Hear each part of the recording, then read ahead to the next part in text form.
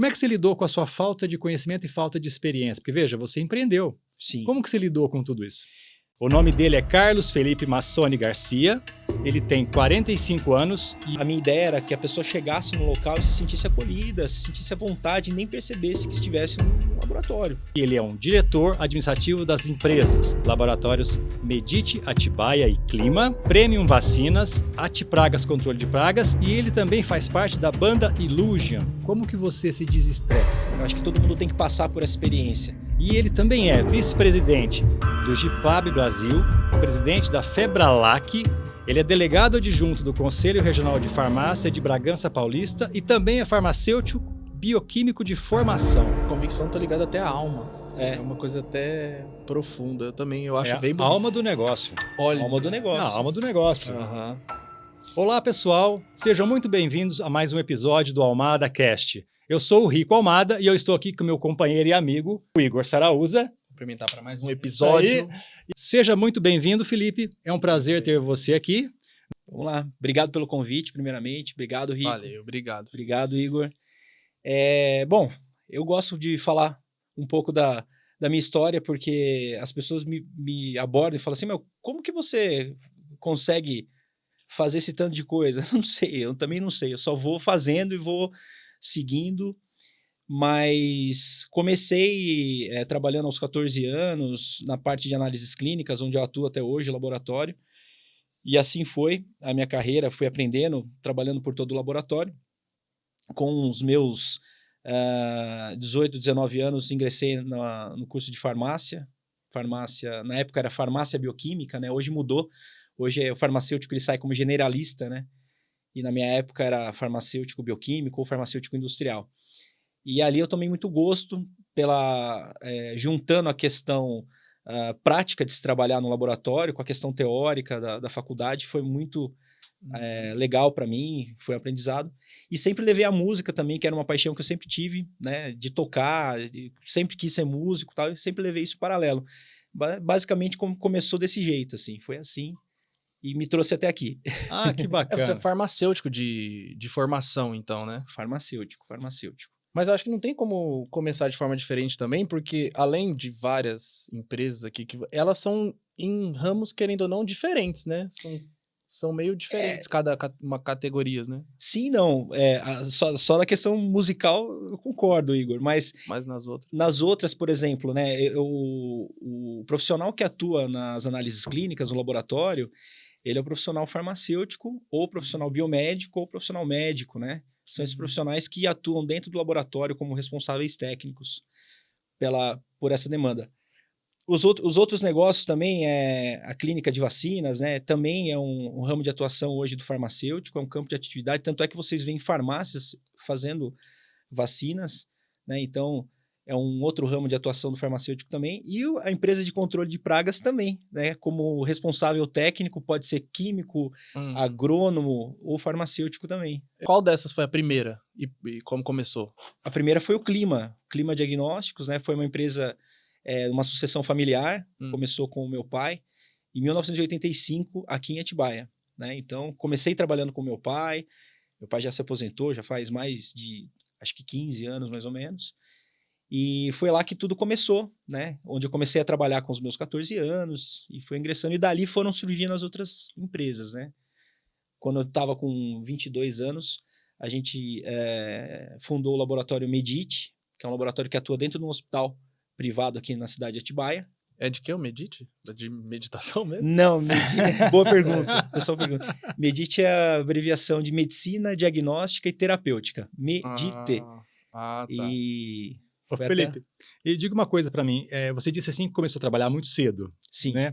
A partir de que momento que você percebeu que você tinha esse viés empreendedor, esse viés de administração? Quando que você percebeu isso em você? Olha, acho que o primeiro insight que eu tive foi quando eu estava no meu segundo ano de faculdade e nós tínhamos duas unidades do laboratório aqui na cidade. E meu pai já estava cansado, não conseguia, né, dar conta de tanta demanda. E eu era um simples funcionário, né? Tinha o meu horário de entrada, cumpria as coisas como qualquer outro colaborador. E aí teve uma gerente que acho que pediu demissão na época, não sei se ela por algum motivo foi desligada. E meu pai se mostrou preocupado, falou, nossa, o que eu vou fazer e tal. E aí me deu um estalo assim, eu falei, ó, se você quiser, eu posso tentar gerenciar o negócio lá para você. Acho que ele pensou, como eu não tenho muito a perder, o negócio não tá tão bom, então tá bom, vai lá, né? O máximo que... Aquela história, pior que tá, não fica. E aí ele foi quando eu tomei gosto de entender os processos, dessa parte de gestão, né? Mas a pergunta veio mais a questão de empreendedor. Eu acho que o empreendedorismo ele começa com esse interesse em você querer fazer a gestão do negócio, você querer, né? E você estando dentro de um único negócio, você empreender em pequenas coisas. Não, vamos melhorar isso aqui, vamos criar um novo serviço aqui, outra coisa ali e tal.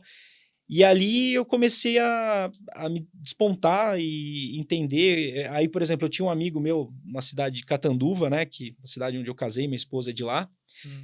Que tinha uma empresa foi aquele início daquela onda de recarga de cartucho, lembra? Sim. Né? Então, eu nem coloquei isso, mas foi aquele boom, né?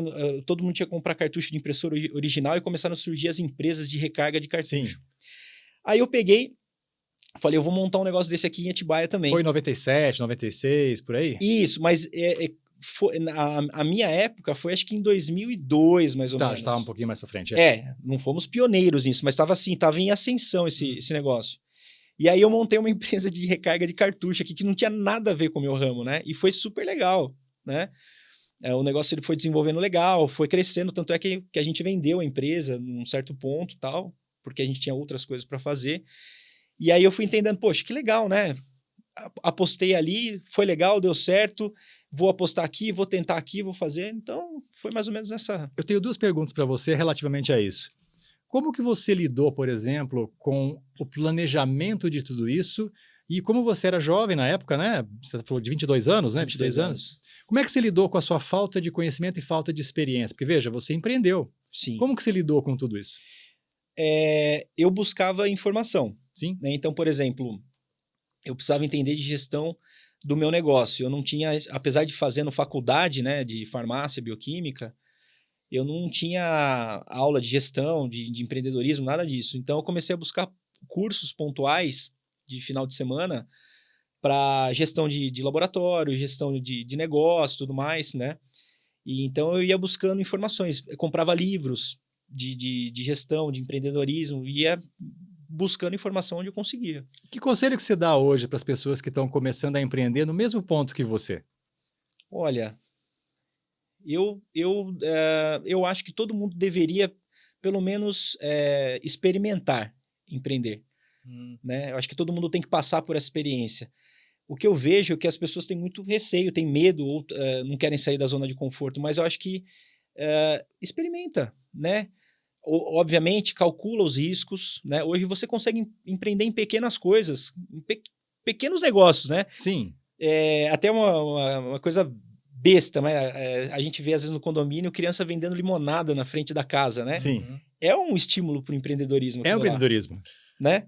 Então, que está aumentando também, né? É uma totalmente. coisa que eu venho da minha geração, agora falando de quem é mais novo, assim, eu sinto que essa vontade de uma coisa mais... ter uma autonomia, se desafiar, sair daquela famosa corrida dos ratos de corporativismo, vem aumentando. Eu não sei se existe uma razão apenas para isso, mas eu sinto que vem aumentando, né, no Brasil. As pessoas estão empreendendo mais. Sim. Mas assim, Igor, eu vejo também, por exemplo, essas pessoas que trabalham em companhias, né, em multinacionais, às vezes ficam presas àquela questão da carreira, né, da promoção e subir e tal. E elas teriam toda a oportunidade de tentar, né, fazer alguma coisa aqui ou ali, levar alguma coisa em paralelo, né? E acabam não fazendo, né? Me parece, às vezes, que o corporativismo, ele quase que consome. Uma coisa mas de uma forma profunda, humana, assim, ele te consome e... Não deixa você olhar nada para fora da caixa. Você se sente preso ali. É muito... E eu acho que puxando esse gancho, Felipe, quando você começou a empreender com essa questão dos cartuchos, né? Que dificuldade que você teve naquele momento? Porque você iniciou um projeto, né? Qual foi a sua dificuldade maior e como que você superou isso? Então, Rico, basicamente, eu não tive dificuldade porque eu tinha um modelo de negócio de um amigo muito próximo meu que tinha dado certo. Então você tinha já um modelo. Então para mim foi muito fácil, eu não percorri o caminho das pedras, né? Eu já peguei toda a receita de bolo com ele do que era bom, do que era ruim, de como deveria ter sido. Isso parece uma franquia, né? Parece uma franquia. Eu até chamei ele para ser nosso sócio aqui em Atibaia, ele tinha todo o know-how. Ele sabia qual era a máquina que era melhor, o maquinário melhor. Ele sabia qual era o tipo de cliente que eu deveria abordar. Ele sabia qual era a margem de lucro, ele sabia qual o custo. A gente foi lendo todas essas informações e isso foi muito fácil. Então, assim, praticamente não tive dificuldade nenhuma. Eu até te entendo, mas eu tenho uma pergunta importante. Você copiou o negócio de alguém, o que é super normal. Sim, inclusive, eu recomendo isso. Ideias que dão certo funcionam, só que você tinha que ter um diferencial para poder vender. Originalidade, né, também. Qual que foi o seu diferencial? Eu percebi que aqui na minha região o mercado estava muito aberto. Sim. Então isso era um ponto muito favorável, né? Eu não estou... a gente vai falar de farmácia talvez por conta da minha formação, né? Mas eu não estou abrindo uma farmácia no mar de farmácias. Certo. Né? Uhum. Então eu estava abrindo um negócio que tinha um potencial, no meu ver. E outro detalhe, como eu já tinha outro negócio e tinha um outro sócio no ramo de materiais elétricos que também tinha uma carteira imensa de clientes, a gente já tinha uma carteira de cliente para prospectar, para trabalhar.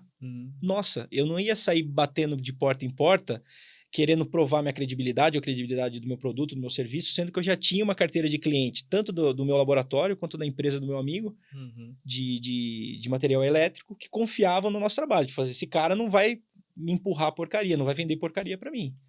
Né? Então, assim, todas essas ferramentas foram favoráveis no sentido da gente ir para frente, assim, não tive muita dificuldade. Eu ouvi uma frase esses dias que tem ligação com o empreendedorismo, que é melhor a gente errar na originalidade do que ficar acertando sendo superficial, né? Sim. Porque em todo esse caminho, mesmo que você tinha referências, é diferente. Imitado de ter referências. Você era você tinha... É uma coisa que eu percebo das pessoas que eu venho... Eu tô tendo a sorte de conhecer pessoas bem legais, assim, tendo papo com empresários que são mais conhecidos, que têm um negócio mais tradicional. E é um dos pontos que eu vejo também, que é uma questão mais de convicção, assim, de empreender. Não é só uma coisa técnica empreender, é uma coisa da alma, assim, de você ter Também acho. a coragem, né? Não necessariamente você ter que saber o curso tal, você tem que ser um mestre em Excel, você tem que ser um mestre, né, em finanças, você tem que ter a coragem para você ir lá e abrir os seus negócios e...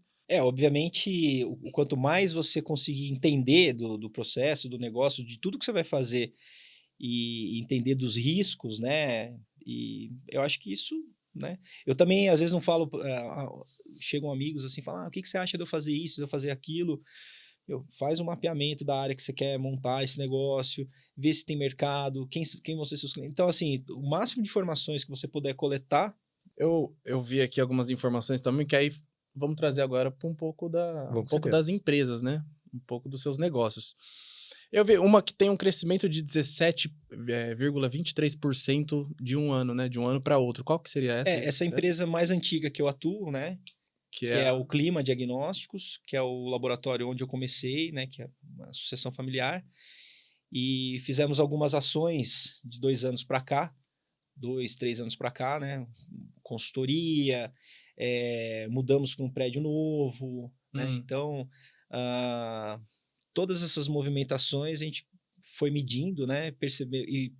Percebeu-se que do ano retrasado para o ano passado teve esse crescimento de 17,23%, se eu não me engano. 17,23%. E a gente ficou muito satisfeito com esse crescimento. A gente vinha numa linha muito branda de crescimento, orgânica e tal, mas a nossa meta para esse ano agora é de 15%.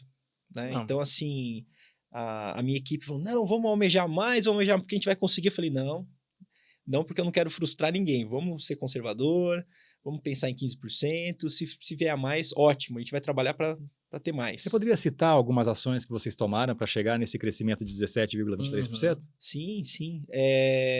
Bom, a mudança do espaço físico foi uma ação que foi muito importante. Nós estávamos junto a uma clínica de imagem, de exames de imagem, que compartilhávamos o mesmo prédio, né? E aí o espaço começou a ficar um pouco complicado, né? A questão do espaço físico mesmo para receber as pessoas, os pacientes, e acabamos ampliando, assim, mudando, né, para um prédio ao lado, tá? Então ampliou muito o nosso espaço, ficou mais confortável, ambiente mais acolhedor, mais humanizado, onde o paciente... A minha ideia quando você fala em exame de laboratório, já é um caos, aí ninguém gosta de tomar agulhada, né? Já começa na infância o trauma de agulha, né? De injeção e tudo mais.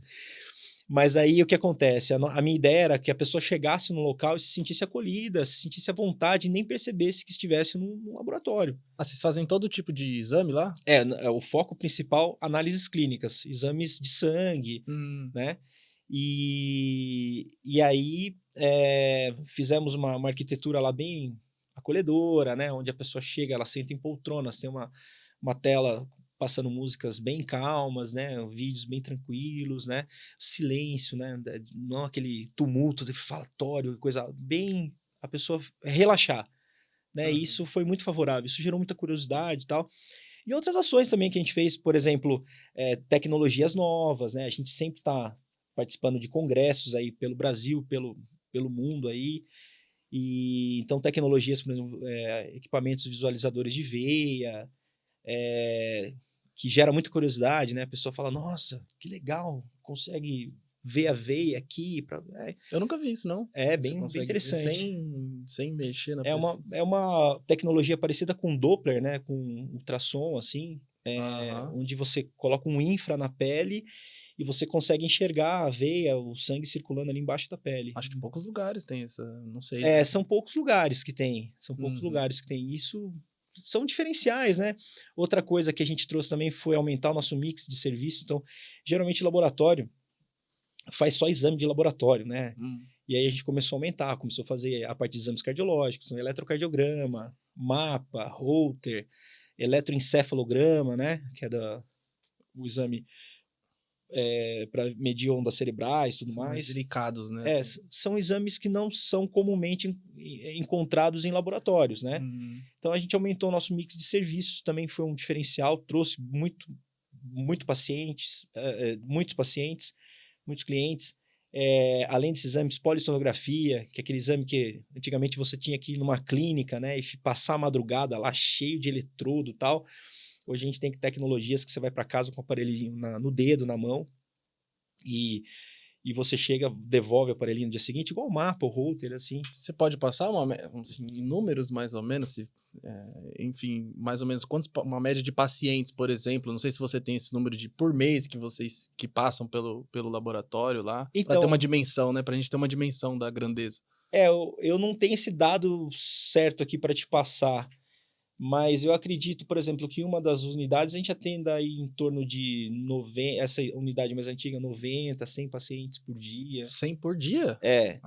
Que não é um número muito grande. Não é, você tem laboratórios que atendem muito mais. O outro, o Medit, a gente atende cerca, acho que 250, 300 por dia. Só que, assim, é um laboratório maior que fica dentro do hospital, que tem um fluxo de pacientes muito maior, entendeu? O nosso foco no clima, né, é um atendimento mais tranquilo, eu mais... imagino que exista uma diferença de público-alvo, talvez, também. Sim. Eu acho que eu tenho uma pergunta, Felipe, para você. Eu estou observando o que vocês estão conversando, eu acho super interessante, porque uma das coisas que eu falo muito, sou muito consultado o tempo todo, é se o empreendedor conhece o cliente. Porque uma dos itens da venda, da boa venda, é conhecer o teu cliente, conhecer os hábitos do seu cliente. Legal. O que você poderia falar para a gente, por exemplo, do ponto de vista do cliente? Porque, veja, eu notei que você falou várias vezes, eu estou atendendo meu cliente, como é que vocês tratam, assim, o cliente? O cliente para você, ele é importante? Porque eu entendo que para você vender bem, você tem que conhecer o hábito, né, do seu cliente, você tem que conhecer o cliente em si. Sim, concorda? Sim. O que você tem para dizer para a gente sobre isso? É uma boa pergunta, Rico, mas o que eu percebo, né? Eu faço parte de uma associação de laboratórios, o GIP Lab, então a gente conversa com laboratórios do Brasil inteiro. Nós nos reunimos em congressos, em assembleias, tal, para discutir coisas em comum, né? Fazer networking e tudo mais. Eu percebo, por exemplo, que eu tenho um colega que tem laboratório na cidade de Rio Claro, aqui, Catanduva, Bauru e tudo mais. E a gente fala sobre cliente, Sem dúvida nenhuma. né? E os clientes são os perfis são muito distintos, são muito Sim. diferentes, né? Então você pega o pessoal do interior, é um pessoal menos exigente, um pessoal, sabe, que eu digo que aceita tudo no sentido assim, olha, a empresa, o laboratório impõe assim, assim, assado, o cliente vai lá, ok, né? Eu acho que nós aqui, por estarmos em Atibaia, tal, o nosso cliente ele é muito mais exigente. É um cliente que veio de São Paulo, que tem um nível de atendimento em empresas renomadas da área de saúde. Você tem Einstein, você tem Sírio-Libanês, você tem Fleury, você tem DASA, né? Uma série de empresas que dá um atendimento muito diferenciado. Então, o cliente, como a gente está muito próximo a São Paulo, 70 quilômetros, 80 quilômetros, ele vem para cá, para o interior, ele quer o mesmo nível de atendimento. Então, assim, eu conheço meu cliente. Meu cliente ele é muito exigente. Ele gosta de tudo na mão, de todo conforto, né? É um café diferenciado, é um desjejum diferenciado depois do exame. É uma experiência, né?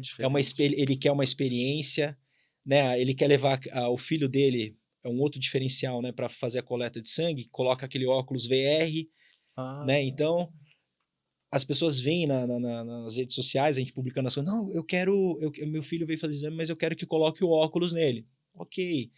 Eu vi que tem um visualizador de veia, eu quero que você use. Então, ele vem consumir aquilo que você tem, que você, né? E é um cliente exigente no sentido de que você não pode errar. Não que laboratório e estabelecimento de saúde não pode errar nunca, né? Uma farmácia não pode vender um remédio errado, um laboratório não pode soltar. Sim. Mas o errar no seguinte sentido, olha, infelizmente o seu exame atrasou um dia. Não, isso não pode acontecer, né? Acontece, é muito difícil, né? A gente depende de outras coisas, por exemplo, fornecedores, mercado, isso é muito raro acontecer, mas não pode acontecer. Então, o cliente ele é extremamente exigente. Então, quando a gente compara com outros negócios do mesmo setor pelo interior afora ou pelo Brasil afora, é bem diferente, bem diferente. Felipe, o cliente tem sempre razão para você? Olha... Eu quero opinião sincera. Não tem sempre razão. Okay. Não. O cliente... ele tem a razão dele e eu acho que é dever do empreendedor, da empresa, tratar o cliente da melhor forma possível, né? Mas o cliente também não pode chegar faltando com respeito, falando, olha, o preço desse exame aqui é R$50. Não, eu quero pagar 10. Então, assim, a partir do momento que a gente fala de coisas de bom senso, coisas óbvias, ele não tem sempre razão, né? Mas a empresa tem que fazer o máximo para atender a expectativa do seu cliente. Eu sinto também que quem empreende tem que ter o maior jogo de cintura possível, né? Então, eu acho que quando você quer começar a empreender, você tem que ser flexível, saber conversar com as pessoas, não ser quadrado demais, mas não ser... você tem que encontrar um equilíbrio muito bom. Verdade. Talvez empreender te evolui até nessa parte humana de você lidar com as pessoas, assim, de você poder... enfim, conhecer e poder lidar melhor com as pessoas, né? Com certeza, com certeza. O que você falou, né? A gente tem que ser resiliente, né? E também não ser tão engessado ao ponto de falar isso eu não posso, isso eu não faço. Não, você tem que entender a necessidade, né? Nós temos clientes também, não só o nosso cliente ponta, que é o próprio paciente, nós temos o médico, que é o nutricionista, o nutrólogo, a nutricionista, o nutricionista, o dentista, que encaminha também exames para o laboratório, né? Então, a gente tem que entender a necessidade, né? Olha, eu preciso de um exame XPTO. Ok, vamos pesquisar, vamos tentar trazer, vamos fazer. Olha, eu preciso que você venha... E também temos clientes empresas, né? A gente fez um atendimento recentemente... um trabalho na Disney Channel em São Paulo e os estúdios da ESPN, tá? Então sempre foi fruto do QI, né? De indicação. Então uma médica que atua lá dentro, ela conheceu o nosso trabalho numa outra empresa e nos levou até lá. É aquele em Sumaré ali? Sumaré. Eu fui lá, estúdio já da ESPN lá. É legal. Que era o antigo estúdio da Tupi, da TVS, do SBT lá antes de mudar para Anhanguera lá, tal.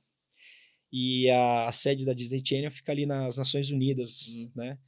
Então, a gente fez um trabalho de promoção à saúde muito legal. É até um nicho novo que eu estou lançando a partir desse mês agora.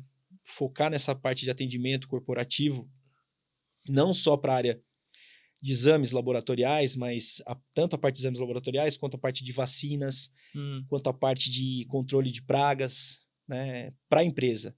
Levar isso para a empresa. Então, é bem bacana. E o trabalho que a gente fez lá foi bem elogiado, foi bem aceito. E uma coisa que eu acho que é diferente também é que quando você contrata uma mega empresa, né, você tenha lá o seu negócio, você contrata uma mega empresa para te atender, né? Às vezes você se frustra um pouco porque você está contratando uma empresa grande, de nome, só que eles vão mandar pessoas ali que não te conhecem, que não conhecem nem a pessoa que fechou o contrato. Eu tenho esse cuidado, né?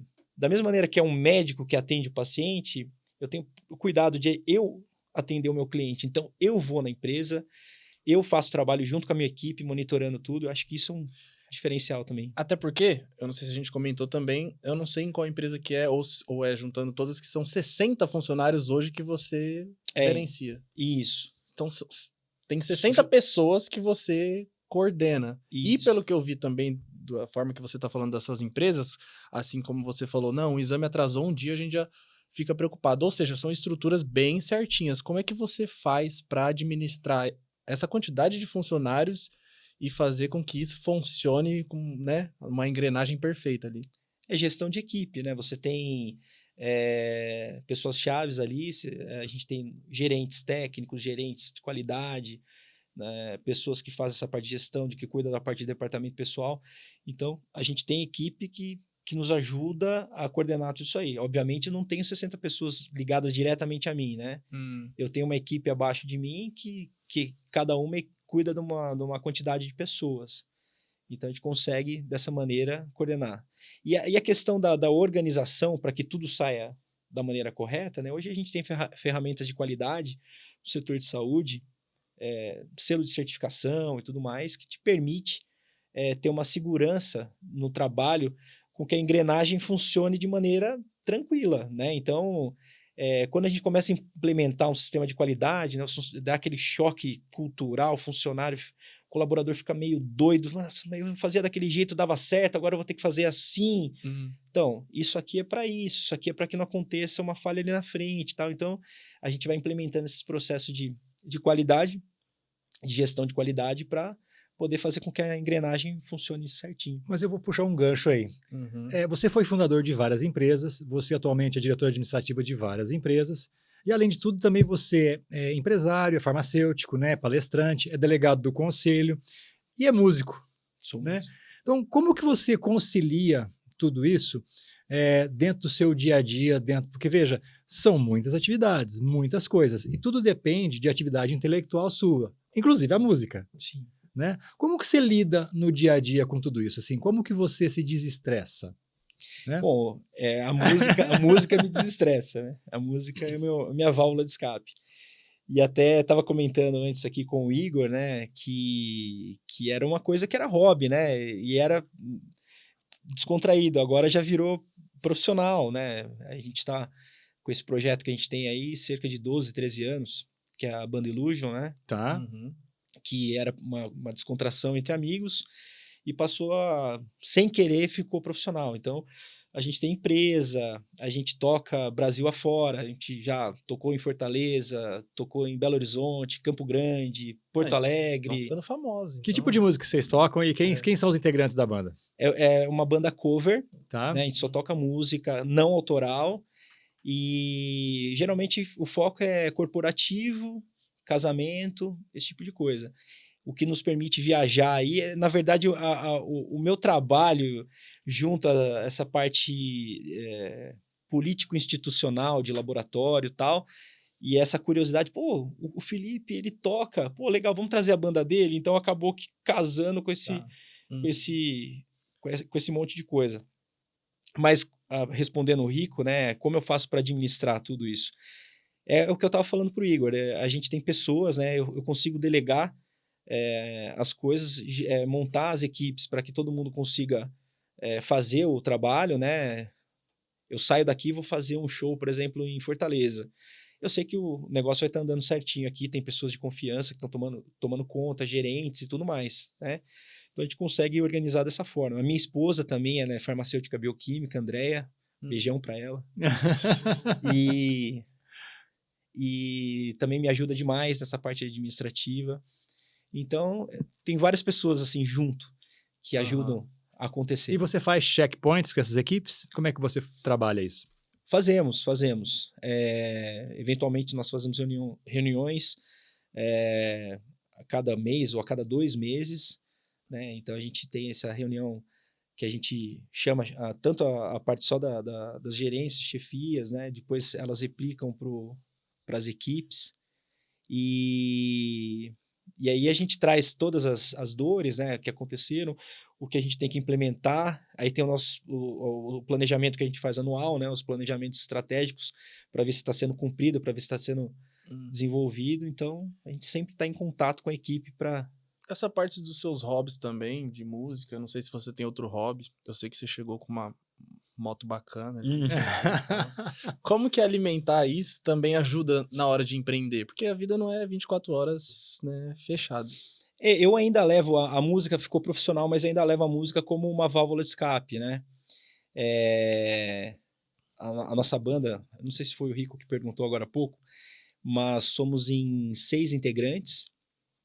Todos eles não vivem da música, todos eles têm outros negócios, são empreendedores também. E aí viramos amigos, né? Grandes amigos. A gente viaja junto, a gente está sempre junto, discutindo repertório, ou ensaiando, tomando vinho junto, e assim vamos, né? Então, é a válvula de escape, é o prazeroso. Sim. E outro, você falou da moto, eu não sou muito motociclista, não. Eu sou fajuto nessa parte. Mas um hobby que eu gosto, que eu tenho bastante, que eu gosto, é viajar. Viajar é minha paixão. Um bom hobby, hein? Esse hobby é legal. Acho que todo mundo tem esse hobby, né?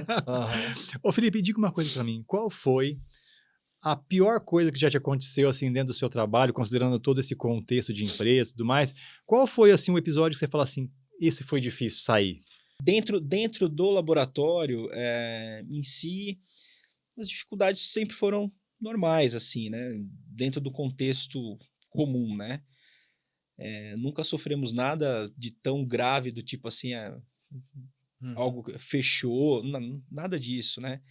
Mas nessa parte política institucional que atua, que é a FEBRALAC, que é a Federação Brasileira de Laboratórios e tal, esse foi um desafio interessante, né? Na pandemia, a Anvisa, né, a Agência Nacional de Vigilância Sanitária, ela trouxe uma consulta pública de número 912, que era para mudar a regulamentação do funcionamento dos laboratórios no Brasil, né? E aí, como eu faço parte do GIPLab, que é uma associação, e outras associações no Brasil também semelhantes à minha, uma do Rio Grande do Sul, a nossa aqui de São Paulo, outra ali do Centro-Oeste e tal, nós entendemos que a gente precisava juntar forças para poder contestar aquilo ali, né? Essa consulta pública, ela vinha com um texto ali, desenvolvido por pessoas lá da Anvisa, que já nem mais estão lá, tal, que não estavam inseridas no contexto de laboratório, né? Então, só assim, falando a grosso modo, eles queriam banalizar a profissão do laboratório, quer dizer, podia fazer exame até em supermercado, academia, né?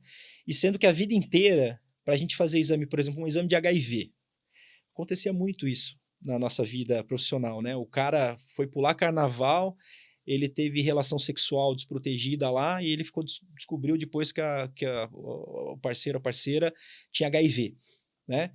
E aí ele ia ao laboratório desesperado que ele queria fazer um exame de HIV. E a gente tinha uma legislação, que era uma regulamentação, na verdade, de 2005, que proibia o laboratório de fazer um exame de HIV sem a solicitação médica. Então, você indo a um laboratório querendo fazer o seu exame de HIV, não podia, né?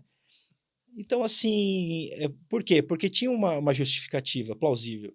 O cara, ele poderia, de repente, pegar um resultado desse de HIV positivo e sem um acolhimento médico, sem uma estrutura ele poderia fazer uma besteira.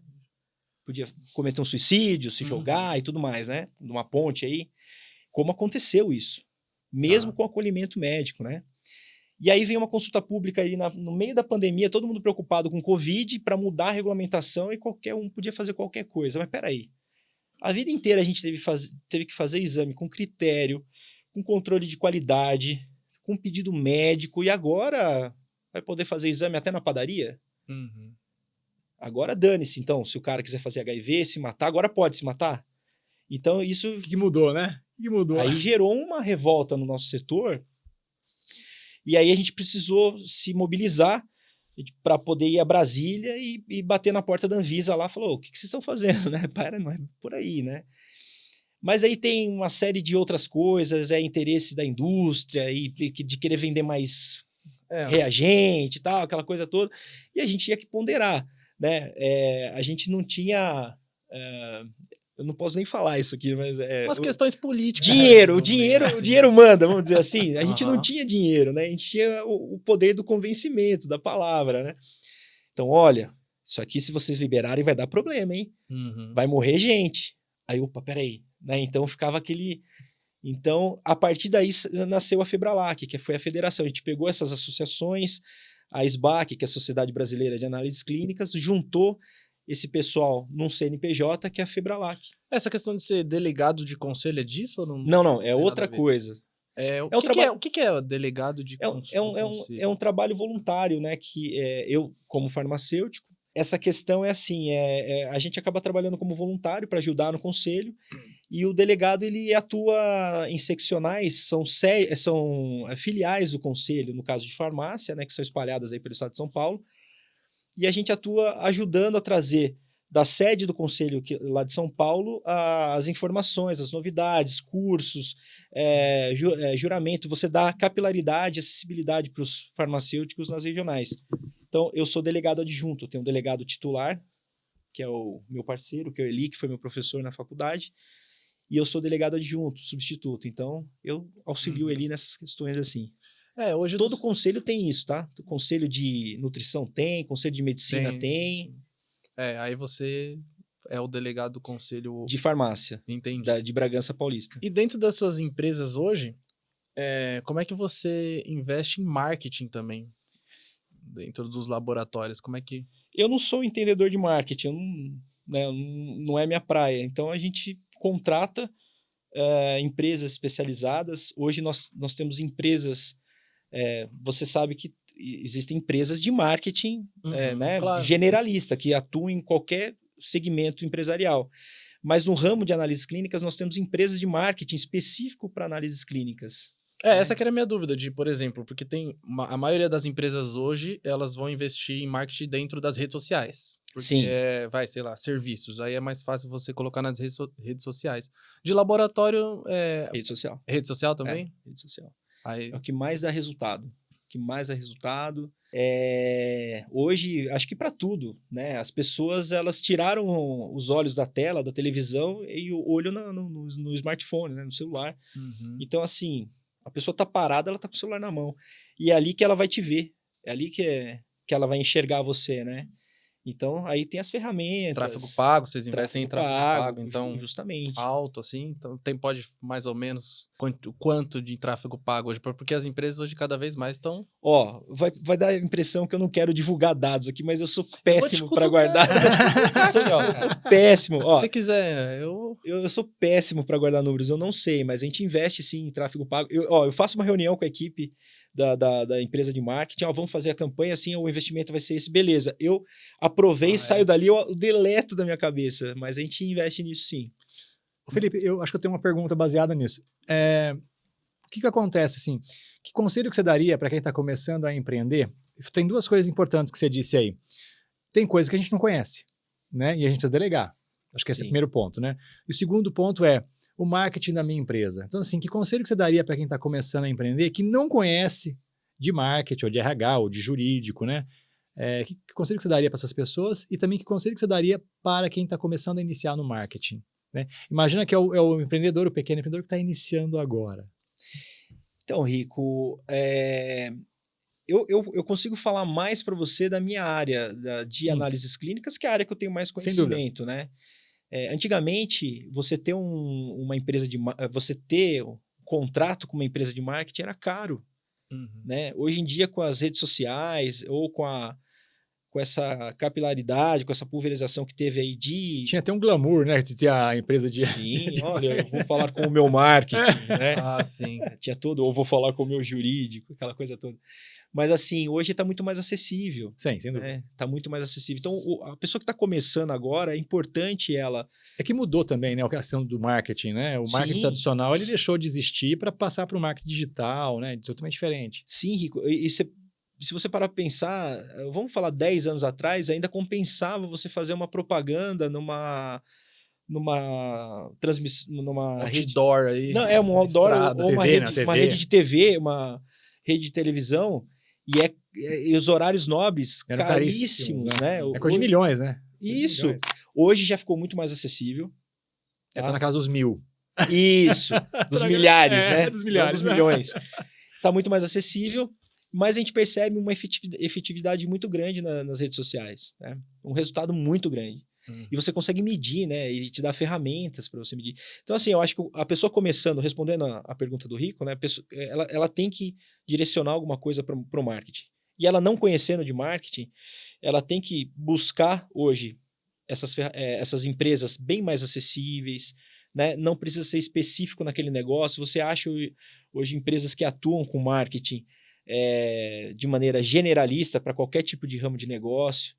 Você consegue comparar preços, pessoas na sua cidade mesmo fazendo isso. Isso é muito que viável. casa com o seu negócio, né? Alguma empresa de marketing que vai casar com o seu negócio. Eu até falei do tráfego pago, porque como é uma coisa relativamente nova, tem muitas empresas que quando você vai fazer uma reunião com uma empresa de marketing, vai falar, ó, a gente vai gastar 30 mil com tráfego pago, 20 mil com uma empresa grande, né? E eles ficam, não, o que é isso? 20 mil, 30 mil? E aí o retorno que o tráfego pago dá, às vezes, aí a pessoa vai falar, não, vale muito a pena. Eu acho que é matemática. Se você investir 30 mil e tiver um retorno maior do que isso, né? Dependendo de um prazo ali que você medir 12 meses, 24 meses, ó, investi tantos R$1.000, milhares de reais e tive um retorno de tanto. Ok, se o cara conseguir te provar isso, te mostrar com outros modelos de negócio que ele consegue, é questão matemática. Você não vai investir 30 mil para receber R$1.000 de retorno. Sim. Aí vai da pessoa, da empresa, de quem tá contratando, entender que, calma, é um tempo, você precisa esperar. Sim. Aí uma outra coisa que aí me veio na cabeça também, no marketing vocês têm uma empresa que você contrata. Sim. Então eu queria saber, ou seja, existe uma terceirização dentro das suas empresas. Sim. E aí é sobre isso, sobre terceirização. Se você terceiriza bastante serviço dentro das suas empresas e quais os serviços que você mais acha que é melhor terceirizar. Não. Primeiro socorro, Não vamos cortar essa crise. Eu nem lembro mais. nem sei. Acho que ele tá fazendo isso pra testar você, Felipe. Não sei o que aconteceu comigo aqui, viu? Vamos lá. As terceirizações. Depois tem um caos bom pra contar. Eu tava no avião, uma pessoa passando mal, né? E aí a aeromoça falou, tem algum médico aqui no avião? E aí? Eu quieto, né? Eu não sou médico, eu sou profissional da saúde, sou farmacêutico. Tem um médico aqui no avião, ninguém se manifestava. Aí depois falou assim, tem algum profissional da saúde aqui? Eu falei, tomara que alguém levante a mão. Aí olha, tem algum profissional da saúde aqui? Aí minha esposa falou, vai lá. Aí sua esposa falou. Ela falou, a esposa mandou, né? A esposa mandou. Eu fui lá ver, né? Falei, pronto, olha a bucha, né? Aí a passageira lá tava com uma crise de ansiedade e tal, e a aeromoça queria que eu aferisse a pressão dela. Aí eu fui aferindo a pressão dela, fui conversando com ela, foi se acalmando e tal. Aí quando tava tudo quase resolvido, chega um argentino e fala assim, eu sou médico. Eu falei, agora que você aparece? A Argentina é fogo. Poxa, o argentino só prejudica o Brasil, cara. Tô brincando, nada contra. Mas você saiu como herói ainda. Não, eu falei, pô, obrigado, pessoal. era pra você ter vindo antes, rapaz. Já tá tudo resolvido. A mulher falou, nem precisa mais, já tá tudo certo. E conversou comigo. Mas enfim, voltando, né? Voltando pra questão da terceirização de serviço. Então, empresas, no meu entendimento, empresas de pequeno, médio porte, você não tem, por exemplo, como colocar um departamento próprio de contabilidade, um departamento próprio de jurídico, um departamento próprio de marketing e tudo mais, né? Então, é viável você fazer essa terceirização, né? E falo mais para você, Igor, há pouco tempo atrás, a gente não conseguia, era muito caro para empresa de pequeno e médio porte, né? Você contratar um marketing, contratar um jurídico e tal. Hoje já é muito mais acessível isso aí. Ô Felipe, e diga uma coisa, tem um profissional que a gente nunca fala dele, o contador. O que você me fala para o pequeno empreendedor sobre contador? Pelo amor de Deus, esse cara aí é o cara que vai definir se você vai para cadeia ou não. Exatamente. Acho que é importante. Não é o advogado, é o contador. Não, brincadeira à parte, é um profissional, tem que ser de extrema confiança, né? Nós temos casos de colegas que, quando a gente montou lá a nossa associação de laboratórios, a gente pediu o balanço patrimonial de cada laboratório e tal. Tinha empresa que não tinha, o contador não sabia fazer balanço patrimonial, não tinha essa informação, que é uma coisa básica dentro da contabilidade. Então, para você ter noção de como às vezes você não conhece quem você está contratando, né? Então é importante. Dados que possivelmente forem mandados de maneira errada para a Receita Federal, pode gerar uma multa grande para a empresa. Você sabe que eu costumo falar muito para os meus clientes e para quem me consulta que tem 3 profissionais muito importantes para nós, né? Um deles é o contador, o advogado e aquele que a gente pode confessar. Pode ser um pastor, um padre, quem quer que seja. Né? Eu costumo brincar com isso. Mas é uma brincadeira com fundo de verdade, né? Uhum.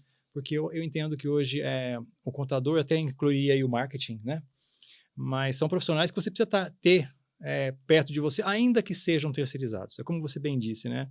Hoje o preço é mais acessível, você consegue trabalhar com pequenos valores que você consegue adaptar para o seu negócio, né? Porque eu acho que hoje uma empresa, uma grande empresa, uma média empresa, ela já tem que ter o departamento inserido, não dá para ficar sem, né? Mas eu acho interessante, né? A gente faz brincadeiras, tudo, mas infelizmente, ou felizmente, né? São profissionais que estão aí tranquilamente, e a gente precisa contar com todos eles de confiança. Sim. Né? E outro detalhe, Rico, te interrompendo, o associativismo, né? Sim. É uma ferramenta fantástica para qualquer setor, eu acredito, né? Conta pra gente um pouquinho sobre isso. Nunca ouvi falar. O GIPLab que eu tenho falado aqui é uma associação de laboratórios, né? Do ramo que eu mais atuo e tal. E você reúne pessoas iguais a você, o mesmo tipo de negócio, e para trocar as dores, né, os sucessos e tudo mais, e esse network que você faz com os outros laboratórios, com as outras empresas, te enriquece muito, no sentido de, eu não vou fazer aqui, isso aqui eu vou errar porque ele já errou, eu vou por aqui, eu não vou contratar esse tipo de coisa, eu não vou falar com esse fornecedor, então você consegue melhorar muito a sua performance em tudo, desde fornecedor, RH, né? E aí entrando no que a gente está falando. Até você juntar 10 pequenas empresas numa associação e contratar um marketing, que antigamente era caro, né? Ou um departamento jurídico, né? Então, assim, o pequeno laboratório, o pequeno empresário hoje, ele tem essa ferramenta que ele pode se associar, né, e ter acesso a coisas que sozinho ele não teria. Por exemplo, a gente pode trazer quando que você ia trazer um palestrante de renome da área de hematologia no Brasil para dar uma palestra para os seus funcionários? Assim, impossível. Você vai ter que pegar a sua equipe e mandar ela para um congresso. O cara vai estar lá. Muitas vezes esse congresso é no Rio de Janeiro, é em Fortaleza, é em Salvador. Isso vai ter um custo muito grande. Para o pequeno isso impacta, né? Agora, você fazer um evento juntando 10, 20, 30, 100 empresas, você traz o cara para falar para o seu funcionário, para o seu colaborador. Então a gente tem acesso a tudo do bom e do melhor, de maneira compartilhada, né? Coisa que o cara que está sozinho ele não consegue. Essa é uma ideia legal também do que você vem falando, que aí é tirar um pouco a vaidade, assim, sabe? A gente fala muito de concorrência e tudo mais, e isso acontece, mas ao mesmo tempo, igual essas associações, é entender que, poxa, você também pode aprender muito com o cara que está do seu lado ali. Sim. Então é esse novo empreendedorismo também de tirar um pouco o ego, sabe? Sim. As associações ainda têm esse paradigma, né? O cara ele nunca quer que o vizinho dele esteja do lado, né? Tanto é que a nossa associação, estatutariamente, ela tem ali que é uma empresa de cada cidade, tá? Mas já tem outras associações, por exemplo, no Maranhão, eu tive num evento lá, em São Luís, que eles fizeram uma associação numa cidade. Pegaram 5 empresas do mesmo segmento numa cidade e fizeram uma associação. Né? E o fato de você trazer... A gente tem que pensar que concorrente não é inimigo. Concorrente não é inimigo. Concorrente é concorrente. Ele concorre, cada um tem que mostrar o seu diferencial para poder ter o seu mercado, entendeu?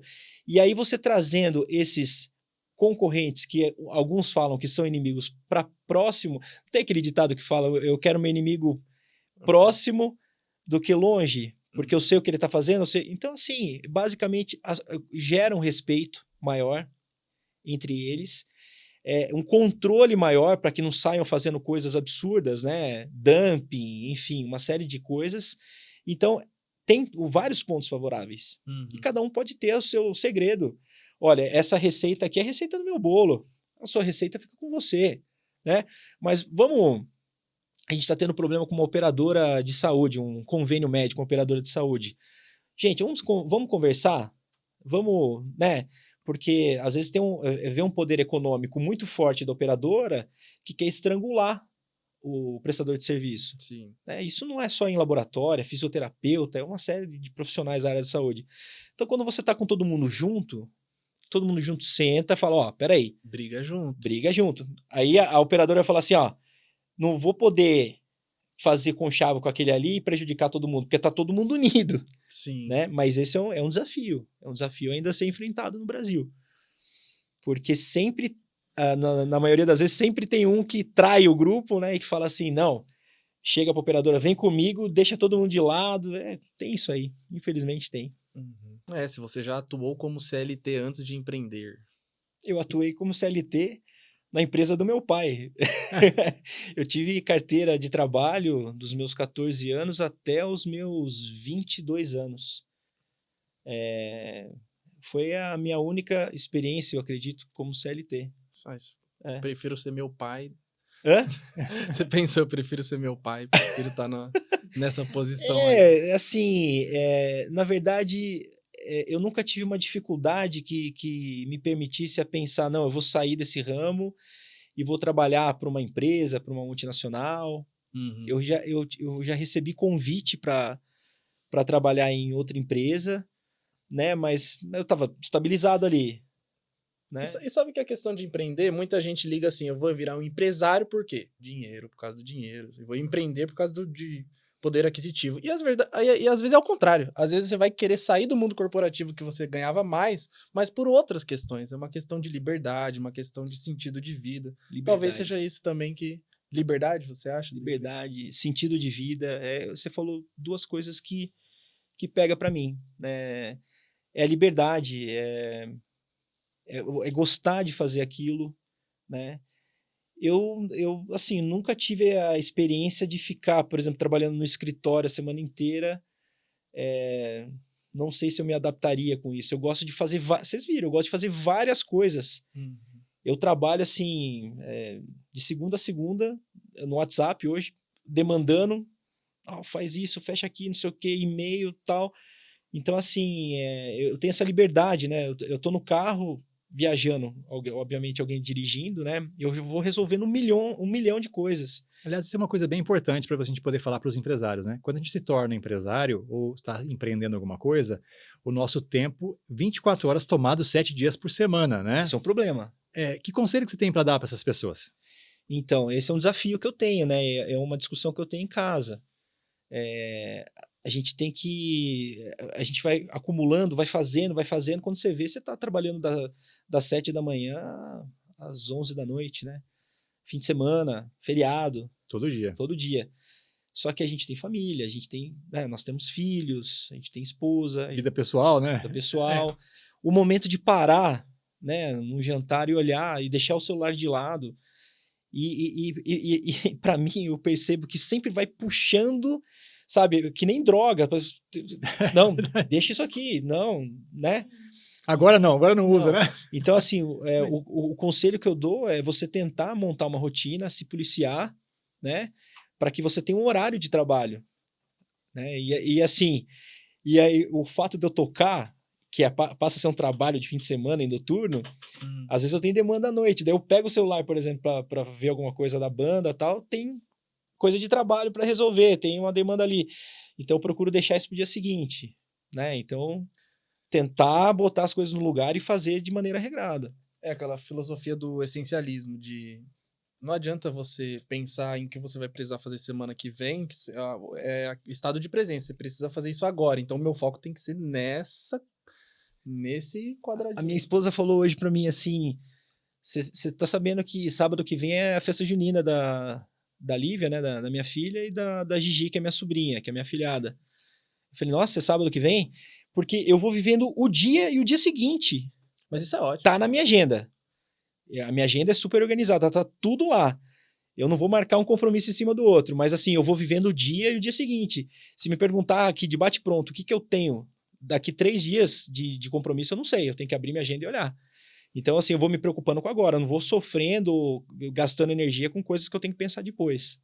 Ô Felipe, e você falou dos seus filhos, né? Você vê os seus filhos assumindo os seus negócios um dia? Como é que você trabalha isso? Meu Deus. Ah, é legal isso. O que você... Porque todo pai, né? É pai, né? Imagina coisas para os filhos. Meu Deus, ó, vou te falar. Eu percebi que meu pai almejou para mim a questão da sucessão no laboratório, né? Eu vejo o mercado... Mas tem o seu talento, você concorda? Tem a sua vontade, seu talento, né? Sim, sim. Se não tivesse a minha vontade, a minha afinidade pelo negócio, talvez não estaria do jeito que está, não estaria, já teria degringolado ou vendido, alguma coisa assim. E assim, meu pai apostou sem saber se eu teria talento para aquilo, né? E eu vejo meu filho hoje falando assim, né, que ele pensa em fazer farmácia e tal. Eu falo, não faz farmácia não, não faz isso não. E o meu irmão é médico, né? Faz medicina, o campo da medicina ele é mais amplo, te permite desde trabalhar no laboratório, até trabalhei em diversas outras coisas na área médica e conseguir conciliar, é muito... Então, assim, hoje eu torço, se meu filho Luiz Felipe vê que eu tô falando isso, ele vai ficar bravo, eu torço para que ele faça medicina, né? O laboratório, assim, eu vou tocar, vou dar o meu melhor, se tiver uma sucessão ok, se não tiver, a gente, de maneira profissional, vai seguir com o negócio sempre, né? A minha filha é muito pequenininha ainda, ela tem 8 anos, a Lívia, então assim, a gente nem parou para pensar. Ela fala que quer ser bailarina ainda, então ela tá naquela fase lúdica da vida ainda. Todo pai, eu não tenho essa experiência ainda, mas você coloca uma imaginação assim, mas é óbvio que também todo ser humano vai criando a sua própria personalidade, né? Então eles podem ir para muitos outros caminhos. Sim. Tem uma dinâmica aqui, um joguinho que recebi de dica e a gente pode fazer também o que você acha. Legal. Que é de completar frase. Então é um ping-pong, na verdade. Mas é facinho, é uma coisa de bate-pronto, que vier na sua cabeça, assim, nem pensar. Sem pensar muito. Tá. Se tá certo ou errado. Eu vou começar a frase e aí você termina a frase com o que mais combina com você. Então, por exemplo... Eu sou péssimo pra isso, mas tudo bem. Vamos fazer um teste, por exemplo. Não, qualquer coisa fácil. Se não der certo, vocês A cortam. gente corta, não tem problema. Não, essa aqui é tranquila, ó, a primeira. Eu comecei a empreender porque... Olha lá, já me pegou. Eu comecei a empreender porque eu nem percebi que eu estava empreendendo. Natural. O maior desafio que eu enfrentei foi... Não tive. Olha, que bom, que bom, que bom. Eu acho que a gente acaba minimizando, né, os desafios, assim, tem momentos que você sofre com desafios, só que aquela história, tipo, isso aqui eu quero apagar da minha vida, eu não... Talvez tenha a ver com isso que você falou de estado de presença, de você entendia a situação que você estava, né? Sim. E aí... Eu deleto isso e vou pra frente, e vou focando em coisas boas e vou levantando a cabeça e seguindo. Só seguindo, por exemplo, empreender me ensinou que é o que eu gosto de fazer. E o que mais me dá orgulho no meu negócio é o feedback que eu tenho dos meus clientes. Importante isso. Eu sabia que estava no caminho certo quando comecei a ser reconhecido pela sociedade no que eu faço. Então, o reconhecimento te deu honra, vamos dizer assim. Exatamente. Que interessante. Quando as pessoas chegaram para mim e falaram, poxa, você é bom no que você faz. pô, eu gosto de você por causa disso, disso, daquilo. Poxa, que legal. Você é o cara que resolve o meu problema, você é o cara resolutivo. Os meus amigos da minha banda, eles falam que eu sou ansioso. Eu falo que eu não sou ansioso, eu sou resolutivo. Eu gosto de resolver logo. E aí, quando que vai fazer o negócio? Calma, você é muito ansioso. Não, eu quero resolver logo, já me põe aí e tal, eu já quero definir. Eu até tinha anotado aqui, eu não perguntei, mas eu até tinha anotado sobre... É uma coisa que eu venho percebendo também. Legal que a gente tá tendo esse contato com pessoas que pensam assim, que é a questão de ser gratificante. Exatamente. De não empreender apenas por aquela coisa do ganho pessoal. Você vai ter também, é legal você almejar coisas pessoais. Mas o quanto isso te motiva, ou se motiva a ser gratificante, por exemplo, 60 funcionários. São pessoas que literalmente você tá, enfim, dando os recursos para elas sobreviver, comprar as coisas dela. Responsável por 60 famílias, vamos dizer assim. Sim, eu fiquei assim de usar, mas é real. Isso. Você é responsável por 60 famílias. O quanto é gratificante e o quanto isso pode ser motivador, né? Eu olho mais que eu não me sinto responsável por 60 famílias. Eu sinto que essas 60 pessoas são responsáveis pelas famílias delas. Sabe por quê? Porque assim, elas estão empregadas ou elas estão dentro do negócio pelo mérito delas. Sem dúvida. Né? Então são pessoas que eu não fiz caridade para ninguém. Vem aqui que quando a gente fala que a gente é responsável por X famílias, dá uma conotação para mim, tipo, ó, eu vou te ajudar que você tá muito ruim na vida. Uma prepotência. Assim. Não. Ela tá ali porque ela mereceu, porque ela tem competência e ela é responsável. A partir do momento que ela passa a não ser competente ou não ter competência para o trabalho, ela também é responsável, sim, pelo insucesso da família dele, né? E a questão do empreendedorismo, as pessoas brincam comigo, eu sou capricorniano, né? Falam que o capricorniano gosta muito de ganhar dinheiro, né? E às vezes eu me vi em algumas fases da minha vida, puxa, preciso ganhar mais dinheiro, preciso fazer isso, preciso fazer aquilo. E eu acho que o ganhar dinheiro e o sucesso financeiro, ele vem como consequência. Sim, sem dúvida. Tipo assim, eu não vou fazer isso para ganhar dinheiro. Não. Eu sempre pensei assim, eu vou trabalhar, vou fazer a coisa certa, né? Levantar a cabeça de maneira correta, de maneira honesta, de maneira ética, vou trabalhar e o resultado vem, e vem. O processo é mais importante que o resultado. Você concorda com isso? Com certeza. Com certeza. Às vezes eu até brinco que eu faço coisas, né, que não são remuneradas, mas ela gera uma remuneração indireta lá na frente por outros motivos. Uhum. Né? Os trabalhos que eu faço no Jeep Lab, na associação, na Febralac, eles não são remunerados, são associações sem fins lucrativos. Só que a visibilidade que isso me dá, oportunidades que me capital, dá, né? Traz é um capital. Né? Então eu participo de... Hoje eu posso falar que eu faço parte da construção da normativa regulatória de laboratórios no Brasil. Então eu posso chegar para os meus netos e falar assim, o vovô lá atrás fez parte da regulamentação de como funcionar os laboratórios no Brasil. Então para mim isso é um orgulho imenso. De fato, uma conquista. Uma conquista. É bem gratificante, né? Para além de dígitos, a gente já vem conversando sobre isso. Essas conversas é o que mais está me motivando a continuar a empreender e a olhar com os olhos mais atentos para empreender. Último joguinho também aqui. Bora, eu interrompi seu jogo, acabei com seu jogo. Mas a gente... Vai lá. Tudo bem. Se não fosse empresário, seria... Músico. Ah, é verdade. Aí ficou Músico. fácil. Mas eu já sou, né? É. Eu tenho, assim, a gente fala músico, né? Tem vários níveis. Eu vejo colegas músicos tocando, são fantásticos tecnicamente e tal. E eu brinco que eu sou um músico bem meia boca. Mas o termômetro é o seguinte, se tem pessoas que contratam o meu show e pagam por ele, e a gente tem uma agenda cheia, então eu acho que tá bom, né? Então, assim... Eu acho que tá legal, então eu tô no caminho certo. Mas acho que eu vou aproveitar a tua pergunta. Se você tivesse que voltar lá atrás e corrigir alguma coisa em você, o que seria? Assim, você tem a oportunidade de corrigir alguma coisa em você, o que seria? Eu teria não pensado em fazer, porque eu queria fazer faculdade de música, né? Eu teria já ouvido meu pai e seguido a carreira de laboratório, assim, cheio, Sem pensar. Sem pensar, porque quando eu ingressei na faculdade, eu percebi que era aquilo que eu queria mesmo. Até então, eu ingressei, até o vestibular, eu fui de boca torta. Eu falei, não quero isso, não quero. A hora que eu entrei no curso, que eu comecei a linkar e conectar a parte teórica com a parte técnica, com a parte prática, eu falei, é isso que eu quero.